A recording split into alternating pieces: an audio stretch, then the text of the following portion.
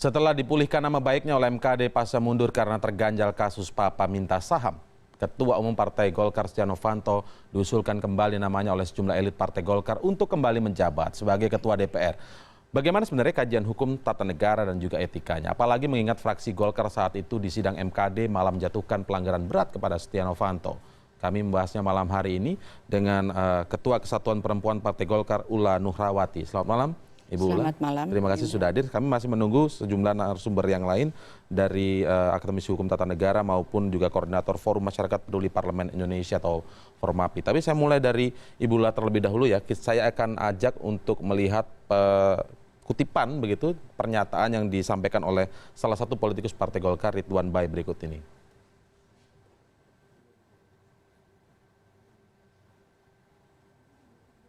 Memang usulan ini disampaikan oleh salah satu politisi Partai Golkar, Ridwan Bai, yang mengatakan seharusnya MKD atau Mahkamah Kehormatan Dewan merekomendasikan ke Golkar untuk meminta Pak Setia Novanto kembali menjadi Ketua DPR. Sementara saya akan ajak Anda untuk melihat juga bagaimana sebenarnya isi putusan atau amar putusan dari Mahkamah Kehormatan Dewan. Yang pertama ada tiga amar di sini disebutkan. Yang pertama adalah mengabulkan permohonan peninjauan kembali yang terhormat Saudara Dr. Setia Novanto terhadap proses persidangan atas perkara pengaduan Saudara Sudirman Said. Kita lihat poin keduanya. Ya, di poin kedua ini disebutkan, kita akan lihat di sini ya, menyatakan bahwa proses persidangan perkara tidak memenuhi syarat hukum untuk memberikan putusan etik karena berdasarkan putusan Mahkamah Konstitusi ini terkait dengan rekaman yang dianggap tidak atau ilegal begitu, tidak bisa dilakukan sebagai sebuah alat bukti.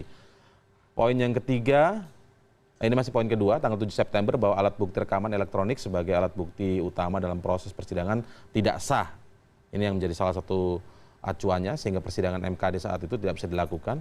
Kemudian memulihkan harkat dan martabat serta nama baik yang terhormat Saudara Setia Novanto begitu dan pihak-pihak lain yang terkait dalam proses persidangan MKD. Memulihkan harkat dan martabat serta nama baik. Sampai di situ ini poin. Ini poin yang juga dijadikan alasan oleh sejumlah politisi Partai Golkar untuk kemudian bahwa putusan MKD ini harus secara menyeluruh, artinya mengembalikan jabatan Ketua DPR kepada Setia Novanto. Saya ingin bertanya ke Bu, bagaimana sebenarnya pembahasan ini di internal Golkar sejauh ini?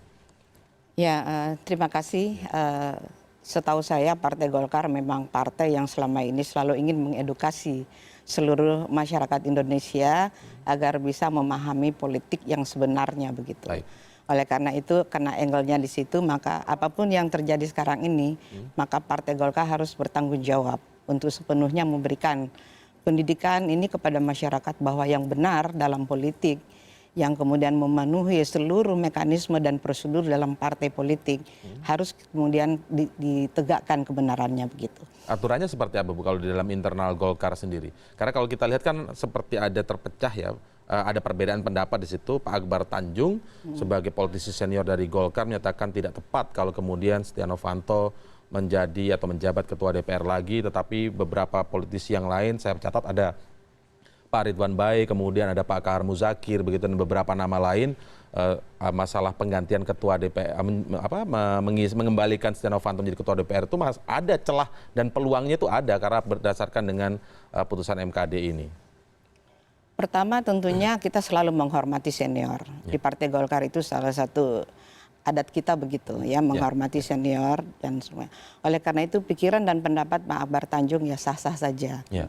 Tetapi bahwa dorongan dari kelompok muda, ya katakanlah misalnya Ridwan Bai dan juga yang sekarang lagi sedang menduduki jabatan strategis dan penting di partai yaitu Bapak Kahar Muzakir, itu juga penting karena beliau-beliau inilah, mereka-mereka inilah yang sekarang ada di rumah itu dan mereka yang mengendalikan rumah tangga kita, mulai dari masalah besar sampai dengan masalah kecil. Oleh karena itu kita boleh saja menerima pandangan dari semua senior. Kalau pendapat Anda sendiri bagaimana Bu Ula? Ya, pandangan saya begini. Pertama tentu saya harus menggarisbawahi ya bahwa penggantian ini bukan karena kegagalan Ade Komarudin. Bukan karena Ade Komarudin tidak perform gitu. Ini saya garis bawahi dulu. Tetapi bahwa memang Setia Novanto itu kalau dia kembali menduduki jabatannya sebagai Ketua DPR, karena memang dia sedang menjabat pada waktu itu.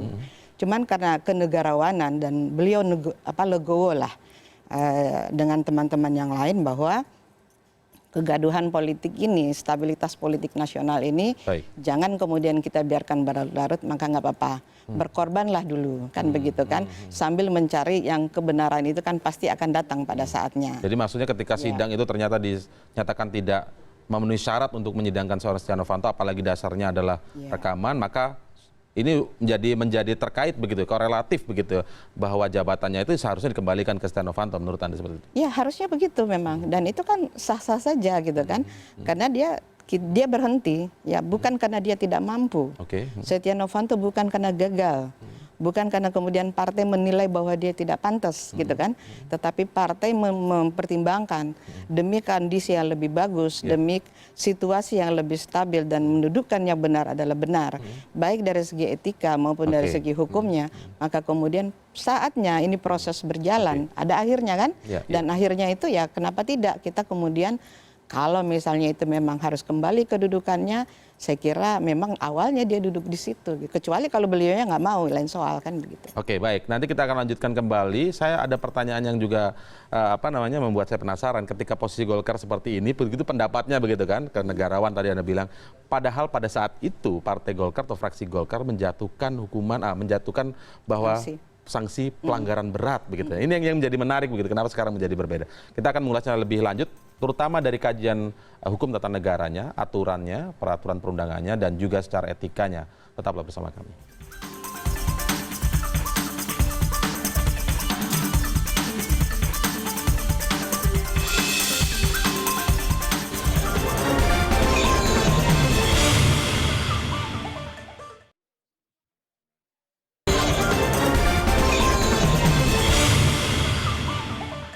Ya, selain Bu Ula dari Partai Golkar yang sudah bersama kita di segmen pertama tadi dalam segmen dialog, sudah ada juga akademisi hukum tata negara Refli Harun. Selamat malam, Bang Refli. Terima kasih sudah hadir. Kemudian ada Bang Sebastian Salang, koordinator dari Formapi, Forum Masyarakat Peduli Parlemen Indonesia. Selamat malam, Bang Sebastian Salang. Semangat sedikit dong. Apa lemas karena mendengar kabar Setia Novanto yang diwacanakan akan menjadi ketua DPR lagi nih? Kalau dari Formapi sendiri, pemantau parlemen sendiri melihatnya seperti apa sih? Ya kalau kita sih melihatnya kayaknya enggak lah. Enggak tepat maksudnya? Bukan. Saya enggak yakin Pak Novanto mau kembali. Oke. Kecuali sudah enggak waras ya. Kalau masih waras mestinya enggak lah ya. Apalagi partai sebesar Golkar, dia sudah jadi ketua, ngapain sih balik itu.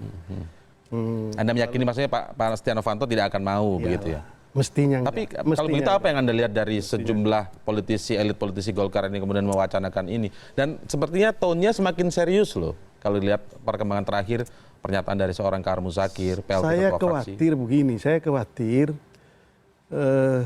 banyak orang di sekitar Pak Novanto yang dorong-dorong supaya menunjukkan perjuangan untuk ketuanya, lalu mendapat perhatian dari sang ketua, lalu dorong-dorong ini Pak Ketua bisa ini jadi ketua DPR lagi, begitu. Nah itu saya khawatir begitu. Mendorongnya bukan dengan tulus maksudnya begitu ya? Ya di politik itu selalu punya kepentingan di balik itu. Tapi kalau ngomong yang rada serius gitu ya, ngomong yang rada serius begini, Pak Novanto ini kan tidak dimundurkan, gitu. Tetapi beliau sendiri yang mengundurkan diri, gitu. Orang yang sudah mengundurkan diri lalu tiba-tiba maju lagi itu udah nggak tepat. Bukan nggak tepat, memang nggak bisa. Gitu. Apapun alasannya, seseorang mengundurkan diri, salah satu argumentasinya tentu karena dia tidak mampu bisa. Karena merasa bahwa dia punya persoalan. Kita semua ketahui pada saat itu kan beliau mundur itu ketika Mahkamah Kehormatan Dewan mau mengambil keputusan. Itu. Lalu dia mundurkan diri. Dan karena itu maka Mahkamah Kehormatan Dewan tidak membuat keputusan. Gitu.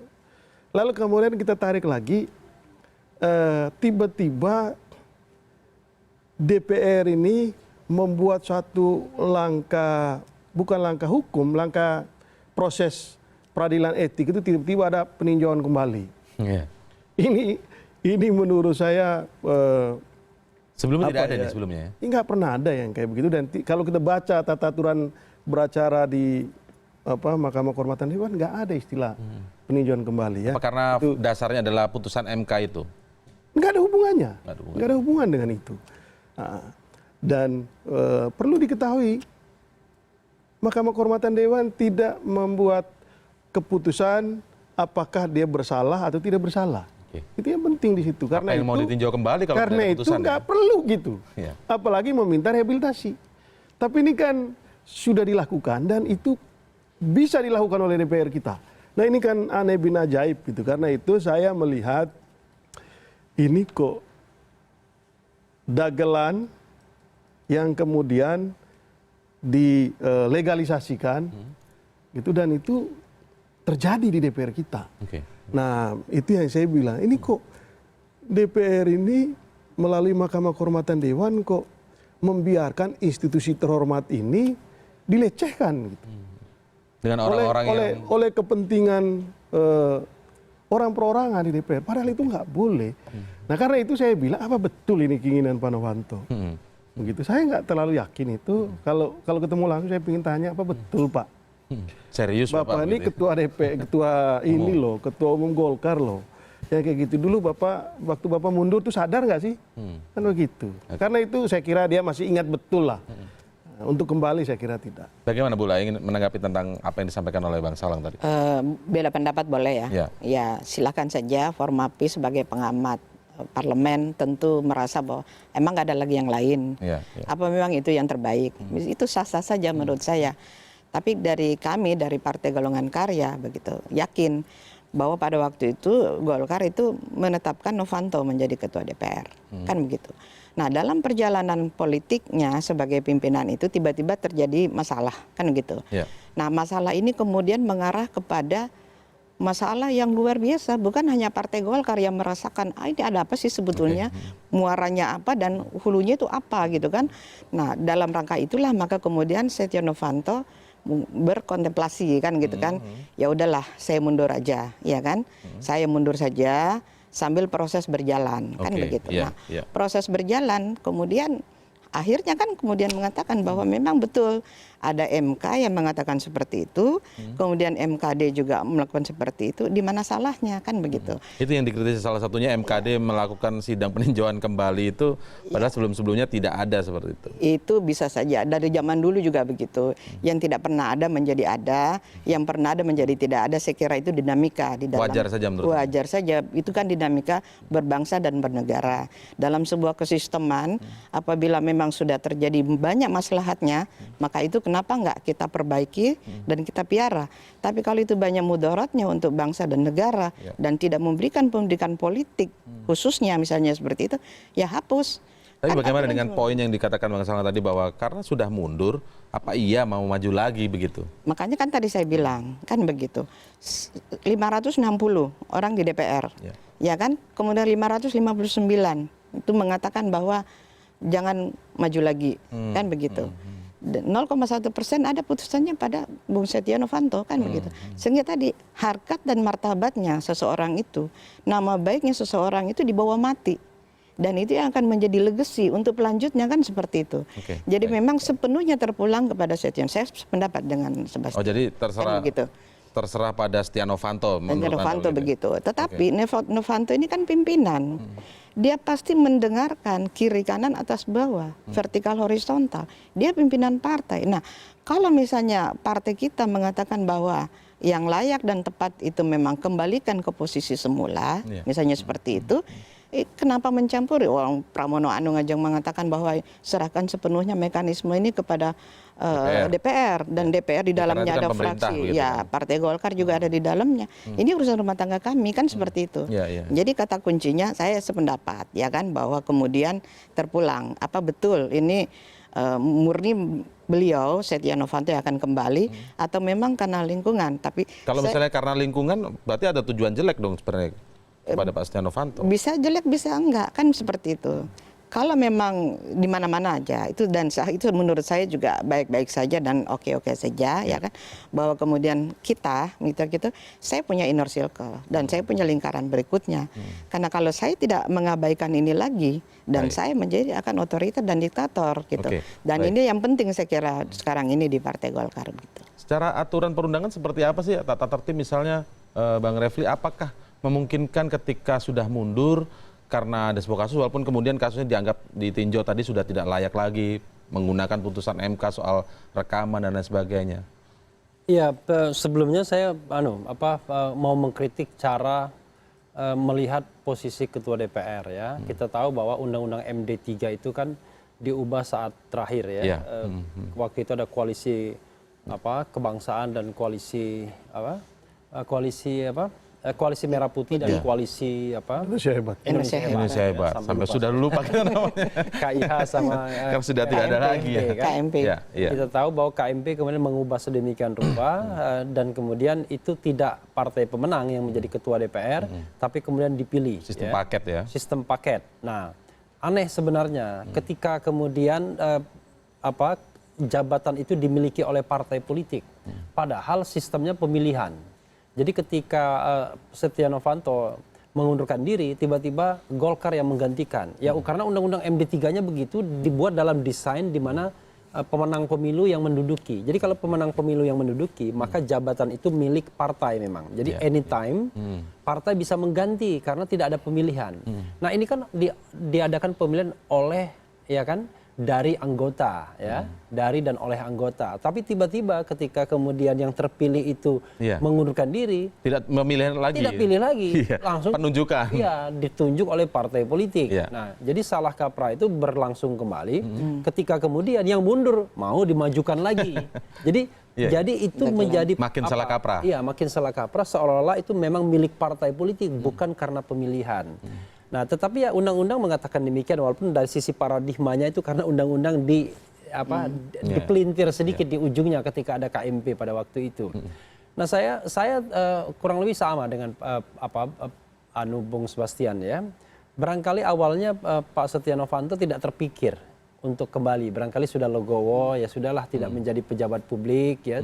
Ketua umum partai kan juga sudah luar biasa.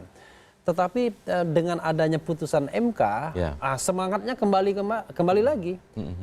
Putusan MK ini mau diapakan? Itu bayangan saya. Nah, lalu kemudian tindak lanjut dari putusan MK tersebut, kemudian pemulihan, rehabilitasi.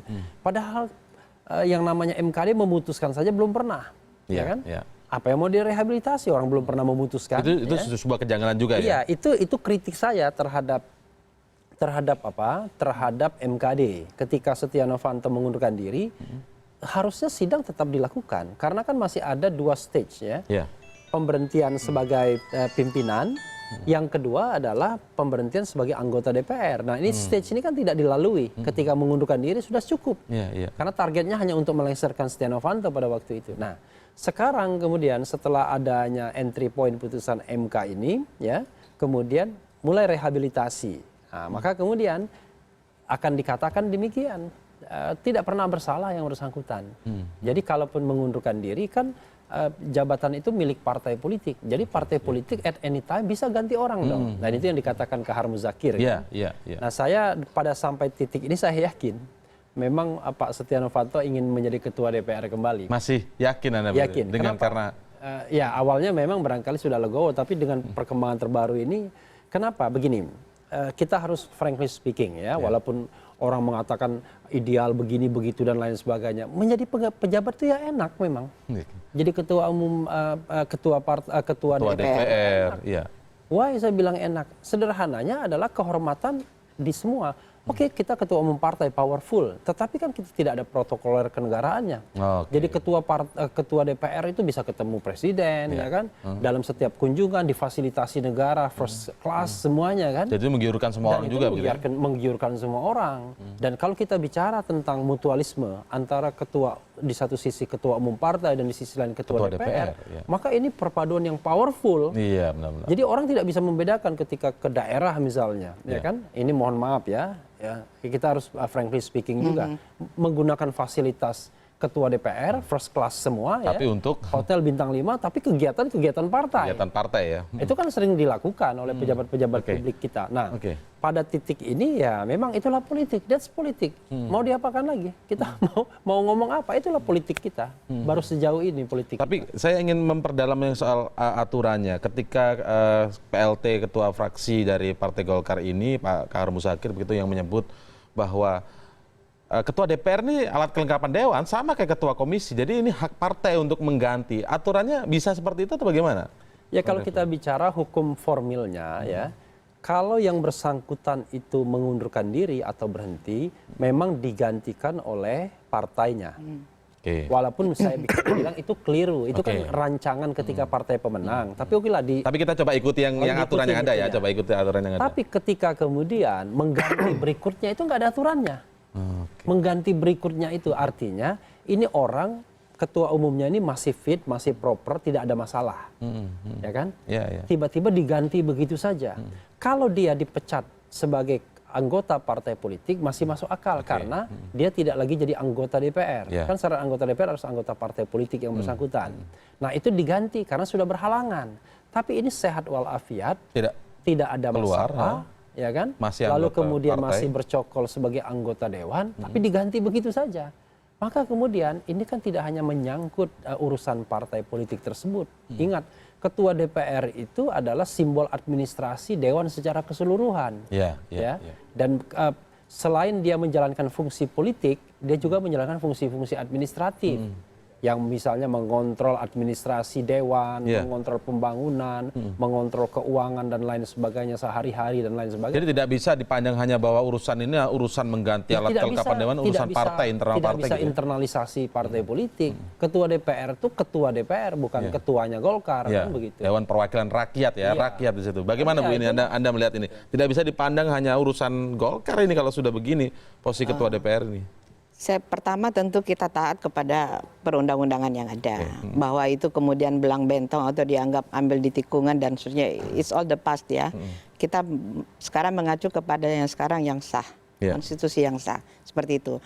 Jadi apa yang disampaikan oleh Bung Rafli itu bahwa pada saat Setia Novanto atau siapapun Ade Komarudin yang sekarang ini menjabat, maka melekat secara keseluruhan. Dia adalah simbol untuk seluruhnya. 560 ini ada di tangan ketuanya ini, sehingga melekat sekelara aturan gitu. Tapi tadi saya sedikit diskusi dialog dengan Reflina tadi ya, bahwa sebagai ketua DPR bisa ketemu dengan presiden mudah, segala macam protokolnya mudah segala. Saya kira Novanto juga dengan jabatan ketua umum partai Golkar dan ketua-ketua partai yang lain, kalau ketemu presiden juga masih bisa begitu. Tapi satu hal bahwa kemudian apapun yang terjadi sekarang ini, bahwa dengan adanya keputusan MK yang kemudian disahkan juga dan didorong juga oleh MKD, maka kemudian itu kan pegangan yang kuat buat kami. Nah, sekarang terpulang kan begitu.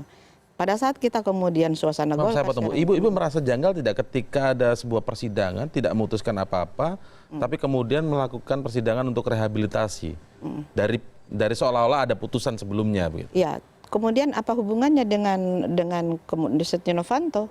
Setia Novanto kan tidak menyuruh MKD untuk kemudian ambil putusan atau tidak pada waktu itu. Tapi MKD sebagai lembaga pada waktu itu, meskipun kita tahu bahwa dia masih ada 2 tahapan lagi dan berhenti di situ, kemudian mengundurkan diri, kan terbaca secara umum. Ini kan politik, opini publik semua mengatakan bahwa udah mundurlah Setia Novanto itu kan, lebih banyak gak bagusnya daripada bagusnya kalau dia menjadi ketua DPR. Sehingga pada waktu itu semua common sense kita mengatakan Novanto harus mundur, dan semua orang mengatakan dan itu diambil kan begitu. Dan MKD sebagai lembaga pemutus ya kan, dia nggak menjalankan lagi berikutnya, bukan salah Novanto kan. Jadi tidak ada hubungannya dengan Novanto, itu urusan MKD. Itu urusan MKD. Tapi mengajukan rehabilitasi bukankah dari Golkar Bu waktu itu Bu? Ya kita siapapun saya kira itu hak azazi orang untuk kemudian mendapatkan hak hukumnya kan begitu. Jangankan Setia Novanto yang kemudian tercemar kemana-mana kan seperti itu.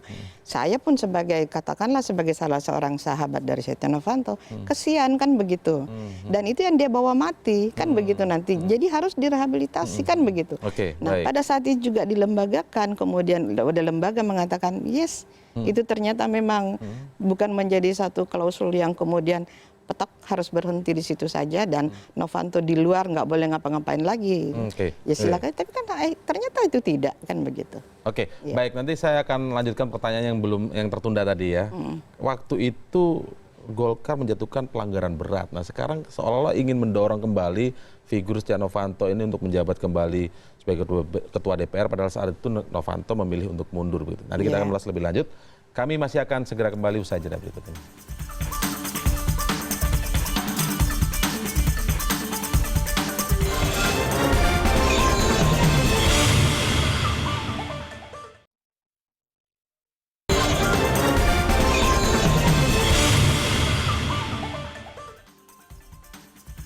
Mengapa kemudian ada proses rehabilitasi pemulihan nama baik Setia Novanto di sidang MKD? Tadi sejumlah kejanggalan memang sudah sempat didiskusikan begitu. Tapi MKD ini kan menggunakan sidang untuk merehabilitasi ini dengan dasar adanya putusan MK bahwa rekaman dinilai tidak sah sebagai alat bukti begitu kalau tidak berasal dari penegak hukum. Saya ingin mengkaji dari putusan MK-nya terlebih dahulu.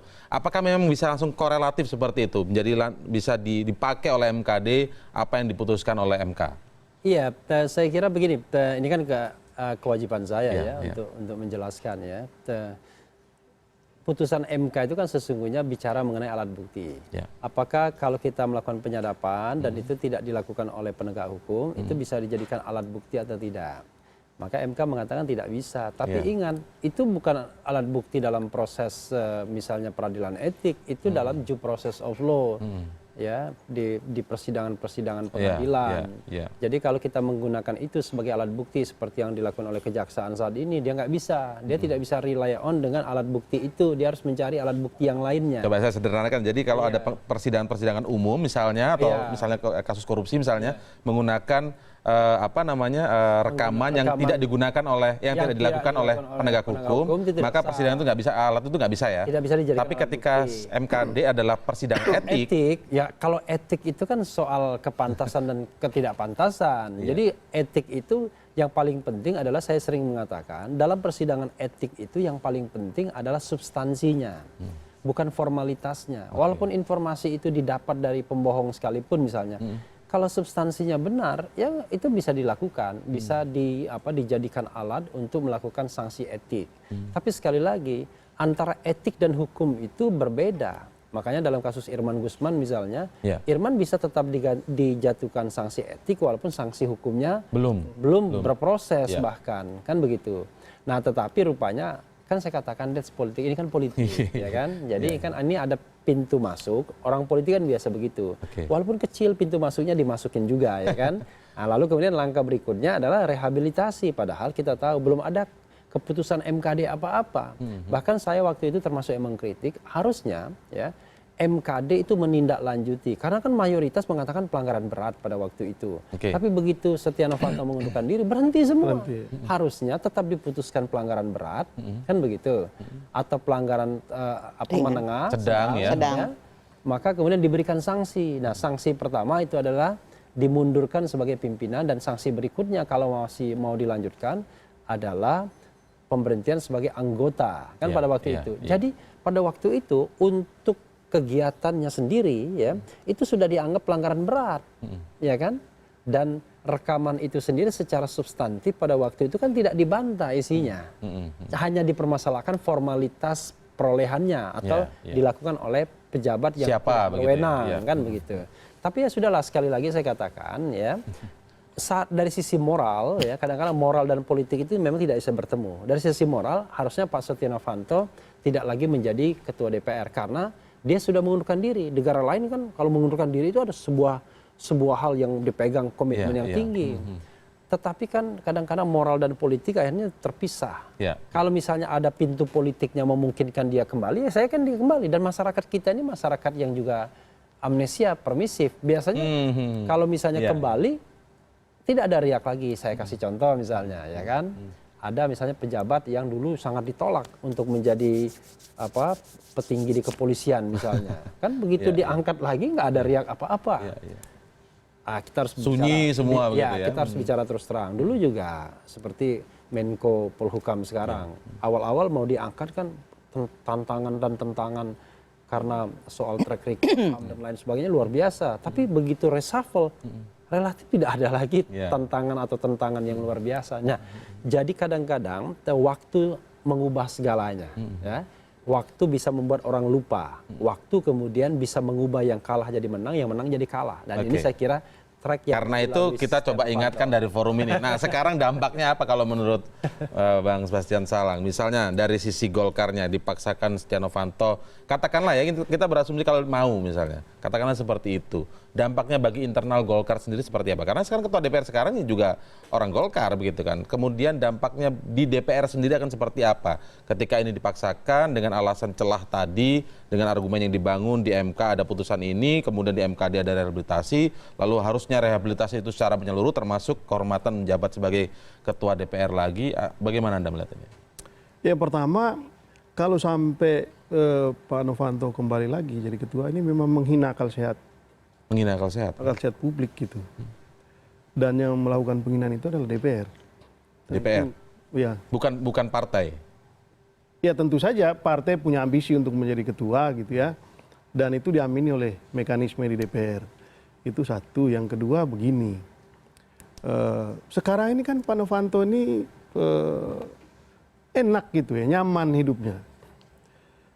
Sudah bebas dari kritikan, tekanan publik yang luar biasa. Kalau nanti dipaksakan untuk masuk kembali, maka badai kritik itu akan kembali lagi. Yang pasti secara personal dia menjadi tidak nyaman.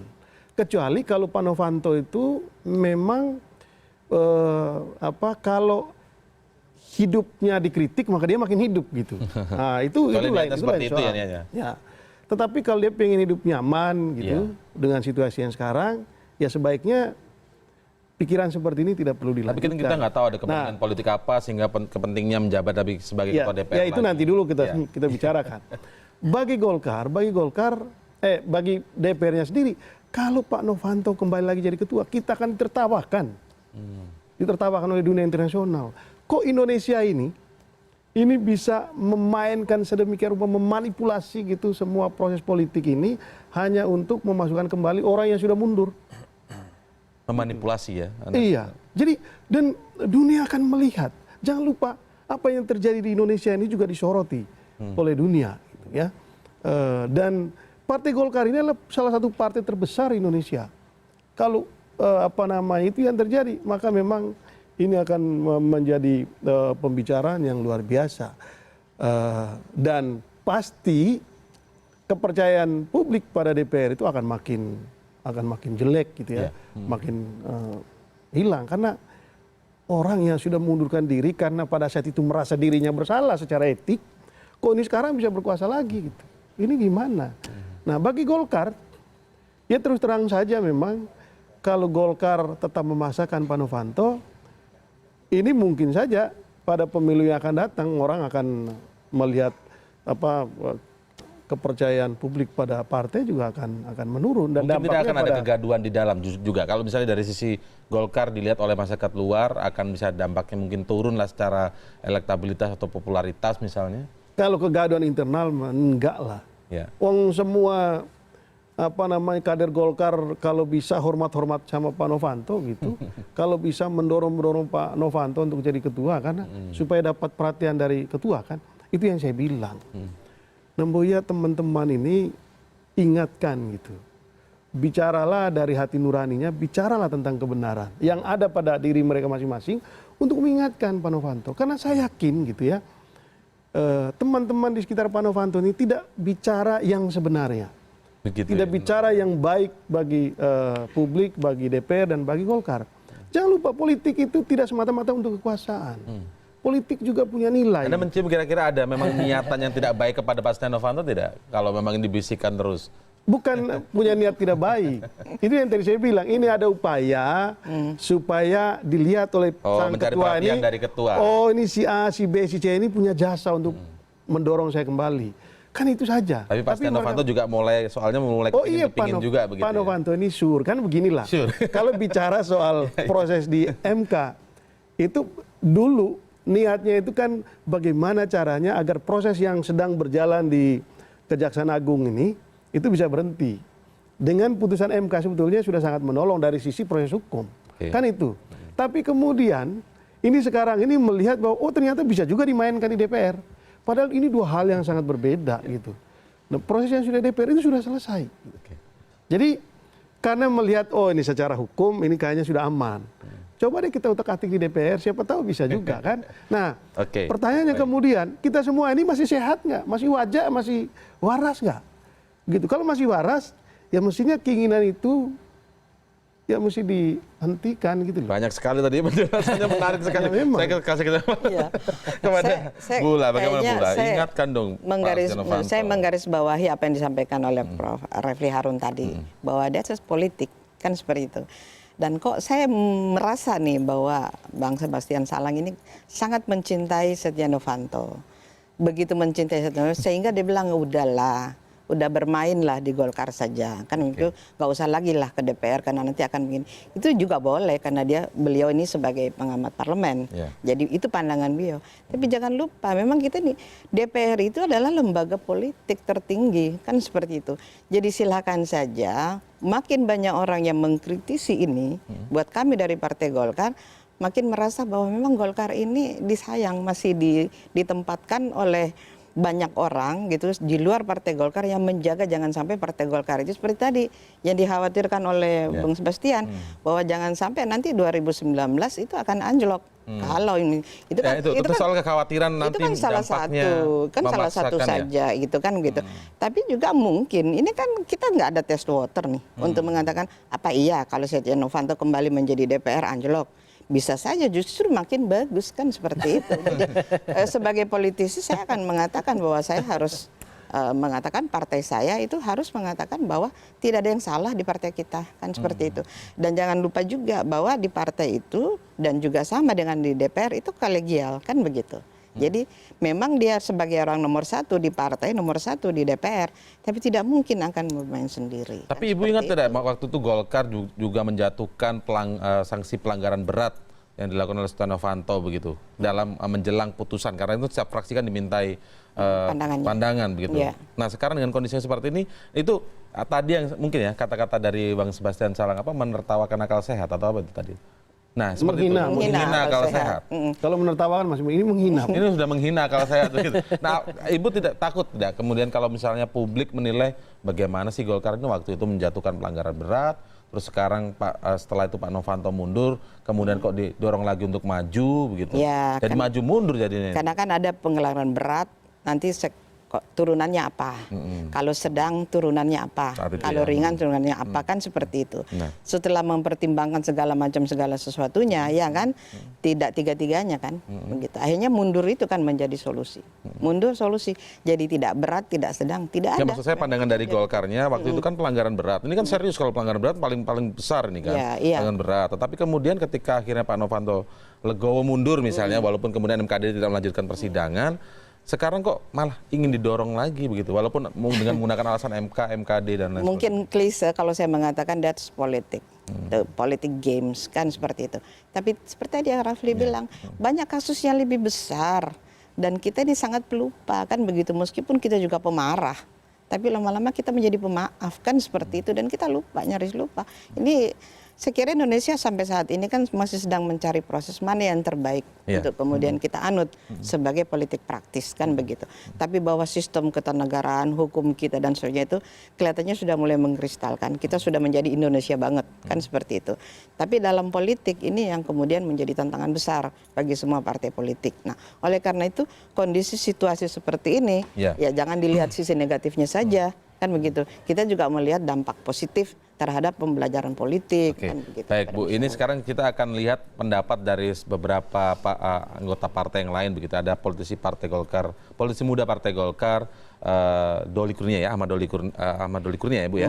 Itu saya kutip dari Detikcom begitu ya, menyebut bahwa dengan dipaksakannya Pak Setia Novanto kembali menjadi ketua DPR padahal sekarang sedang dijabat oleh Ade Komarudin. Partai Golkar ini kan baru sembuh dari konflik yang panjang.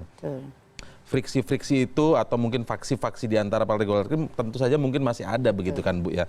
Apa namanya kelompok dari mungkin Ade Komarudin, kelompok dari Erlangga Hartarto begitu, kemudian ada kelompok dari Setia Novanto, beberapa calon yang lain juga begitu. Ketika ini dipaksakan apalagi mengganti seorang Ade Komarudin begitu. Ibu tidak khawatir konflik berpanjangan ini nanti akan kembali terjadi begitu? Nah, saya katakan tadi kan bahwa pergantian ini bukan karena Ade Komarudin gagal. Bukan karena juga faksi atau kelompoknya Ade Komarudin itu juga nanti akan bangkit melawan lagi. Saya kira tidak. Tapi ini sudah pasti memang mau didorong untuk mengganti. Masih nggak percaya? Ya, karena kelihatannya sudah pasti nih memang mau mengganti. Tadi baru pleno Pak, kan begitu. Kan ada pleno fraksi dan keputusannya apa kan saya kira Bapak-Bapak nanti akan mengetahuinya dengan sendirinya seperti itu ya kan. Tapi kan pleno itu kan pengambilan keputusan juga. Tapi tadi bahwa dikhawatirkan nanti konfliknya nanti akan berkepanjangan lagi, luka yang lain yang lama aja belum sembuh segala macam. Saya lihat Ade Komarudin fine aja. Sejauh ini reaksi dari Ade Komarudin seperti apa? Apa diajak ikut membahas juga soal ini? Sebagai kader Partai Golkar gitu, diminta atau tidak diminta. Kalau ada persoalan yang dihadapi partai, maka dia punya kewajiban untuk kemudian memberikan solusi seperti itu. Dan sekarang PLT Ketua Fraksi di bawah kepemimpinan Setia Novanto itu menurut saya tidak lagi membentuk klik-klik geng-geng begitu kan. Gitu. Tidak lagi ya? Tidak. Walaupun kalah di pemilihan Ketua Umum, sekarang udah jabat enaklah sendiri-sendiri jabatannya. Terus sekarang mau diambil lagi, bukankah itu memicu nantinya? Saya kira bukan diambil lagi kok, bukan diambil lagi. Karena pada waktu itu, seperti yang disampaikan tadi, bahwa itu yang sudah aturan. Bahwa kemudian kalau misalnya nih Gerindra yang menjadi ketua DPR, kemudian terjadi apa-apa dengan itu, maka Gerindra juga. Kalau Golkar melakukan itu kenapa jadi persoalan? Kan nggak harusnya tidak dipersoalkan kan seperti itu. Kalau kalau Pak Akom ini berhalangan tetap diganti oleh orang lain dari Golkar nggak ada masalah memang. Meskipun tadi ini memang dikonstruksi undang-undang MD3 ini sudah bermasalah dari proses pergantiannya juga bermasalah. Tapi minta dilupakan sama lalu kemudian ini kan apa yang menjadi persoalan sekarang ini orang yang sudah mengundurkan diri loh. Pertanyaan pentingnya pada saat Pak Novanto mengundurkan diri sadar nggak? Atau dalam pengaruh sesuatu yang membuat keputusan yang dia lakukan itu sebetulnya bukan keputusan yang lahir dari kesadaran bahwa memang sedang ada persoalan pada saat itu secara pribadi. Begini, kalau saja Golkar pada saat itu punya skenario yang bagus, mestinya nggak begini jadinya. Maksudnya skenario yang bagus bagaimana? Misalnya kan, tapi kan dia mundur juga kan karena situasi. Karena situasi, kecuali pada saat itu, pada saat itu diberhentikan oleh Mahkamah Kehormatan Dewan. Lalu kemudian katakanlah dia menggunakan keputusan Mahkamah Kehormatan Dewan, direhabilitasi kembali, itu mungkin masih bisa diterima. Dia mengundurkan diri sebelum ada keputusan. Lalu kemudian sekarang mau masuk lagi menjadi kedua. Ini yang saya bilang, orang yang sudah mengundurkan diri karena kesadarannya sendiri dan dia mau kembali lagi dan itu diterima. Sama aja nggak warasnya gitu. Saya tahu orang yang mau masuk kembali sama orang yang menerima. Sama aja seperti misalnya ada kader Golkar kemudian yang bilang begini nanti, oke mundur kembali untuk aneh begitu, ditanggapi aneh begitu oleh Anda bahwa nggak masa mau maju lagi gitu. Tapi kalau menyatakan apakah ada aturan yang melarang untuk maju lagi gitu bagaimana? Karena mereka akan bicara soal formal seperti itu. Saya komentar. Jadi gini, kalau saya karena orang hukum ya. Biasanya saya akan mengukur dulu dari sisi hukumnya. Nah memang unfortunately dari sisi hukumnya memang tidak ada larangan seperti itu. Paling tidak wilayahnya abu-abu ya, karena wilayah abu-abu itu biasanya bisa dimasuki kapan saja. Itu yang pertama. Nah yang kedua, begitu tidak ada halangan dari sisi hukumnya ya, paling tidak menurut pemahaman saya, maka yang kedua adalah berhitung dari sisi moral dan politiknya ya, dari moral etik dan politiknya. Itu mungkin jarang kali digunakan. Dari sisi politiknya tentu kan kita menghitung cost and benefitnya. Ya tentu bagi Setnov dan kelompok-kelompok lingkarannya ya, bagaimanapun di dalam partai selalu ada faksi. Maka jauh lebih baik kalau misalnya kekuasaan itu in one hand, satu tangan. Sebagai ketua umum dan ketua DPR. Karena ketua DPR ini juga punya potensi yang tinggi ya untuk public expose untuk menjadi the next leader dan lain sebagainya. Itu satu. Dan kalau perhitungan dari sisi politik, saya kok agak feeling saya mengatakan, kalaupun kemudian kembali lagi, itu political cost-nya juga nggak tinggi. Karena masyarakat kita ini ribut di awal, tapi begitu sudah selesai, sudah sampai puncak, tokoh-tokoh kembali lagi itu nggak ribut lagi. Jadi hanya segelintir orang. Nah, tapi barangkali yang perlu digarisbawahi dari pernyataan Bung Sebastian tadi, dia sebenarnya kan tidak diberhentikan, tapi mengundurkan diri. Walaupun pengunduran diri itu terpaksa juga karena posisinya sudah ditubir kan pada waktu itu. Banyak pelanggaran berat. Kenapa pada waktu itu dikonstruksikan sebagai pelanggaran berat? Karena dengan kata-kata pelanggaran berat tersebut, ya, maka pada waktu itu prosesnya itu akan dibentuk semacam panja ya. Ad hoc yang terdiri dari tokoh independen untuk menilai pemberhentian dia sebagai anggota. Sebenarnya strategi maksudnya. Iya, dan itu strategi dan itu harus dilaporkan di paripurna dan kalau paripurna menolak maka dia akan tetap menjadi tidak hanya ketua DPR tapi juga anggota DPR. Sebenarnya itu yang saya tunggu penjelasan pelanggaran berat dari makanya kemudian nggak mau mengakui. Iya, maka kemudian akhirnya sedang. Karena kalau sedang saat itu juga bisa diberhentikan sebagai pimpinan. Nah, karena memang targetnya waktu itu berhenti. Cuman di situ aja. Memang dari awal semuanya main politik, ya kan? Jadi bukan main etik, gitu. Semuanya main politik, ya, baik dalam inner circle di Golkar maupun non Golkarnya.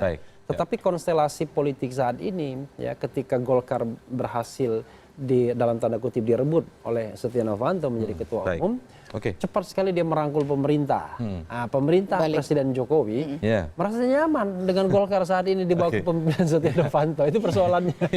Mungkin saya tambahkan sedikit aja lagi. Baik, waktunya sudah habis nih sayang sekali. Tapi kita tunggu saja nanti plenonya seperti apa hasilnya. Apakah benar mau ke arah yang menurut Bung Sebastian Salang menghina tadi. Memang menghina karena kan sampai bahwa ada persengkokolan jahat, kita sakit hati dengan itu. Itu direhabilitir dong, nggak ada itu persengkokolan jahat. Kita nanti lanjutkan di episode selanjutnya ya kalau memang sudah ada hasilnya akan memutuskan kembali sebagai ketua DPR atau tidak. Terima kasih Bu Ula, terima kasih Bang Sebastian Salang, terima kasih Bang Refli Harun.